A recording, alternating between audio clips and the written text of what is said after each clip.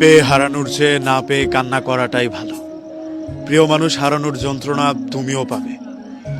এটা আমার অভিশাপ না, বরং ডেস্টিনি। তুমি মানুষকে কিছু দিলে তার বিপরীতে কিছু না কিছু পেয়ে যাবে। এখন তুমি মানুষকে ভালোবাসা বিলাও কিংবা ঘৃণা, তুমি যাকে ঘৃণা করেছিলে তার বিপরীতে তুমি কিছু না কিছু পেয়ে যাবে। অথবা কাউকে ভালোবেসেছিলে, তার জন্যও তুমি কিছু না কিছু অবশ্যই পাবে। আমরা ভুলে যাই, যখন আমরা কাউকে কষ্ট দেই তখন আমরা একবারে ভুলেই যাই সৃষ্টিকর্তা শুধুমাত্র আমার একার না। যাকে আমি দুঃখ দিচ্ছি, যে আমার জন্য রাত জাগছে, কান্না করছে, কিংবা রাতের ঘুম আমি একেবারে কেড়ে নিয়েছি, এই সৃষ্টিকর্তা তারও বটে।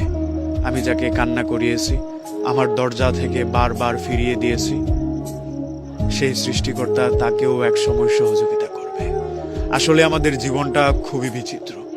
আজকে আপনি যার দরজা থেকে ফিরে এসেছেন, এমনটা হতেই পারে কালকে সে এসে আপনার দরজায় হাজির। কিংবা আপনি যাকে আপনার দরজা থেকে আজকে বিতাড়িত করে দিয়েছেন, কালকে তার দরজায় গিয়ে আপনার হাজির হতেই হবে। এমনটা হয়, খুব স্বাভাবিক। প্রকৃতি অনেক কিছু ভুলে গেলেও মানুষকে দেয়া কষ্টটা কড়াই গন্ডায় হিসাব করে সুদে আসলে নিয়ে নেয়।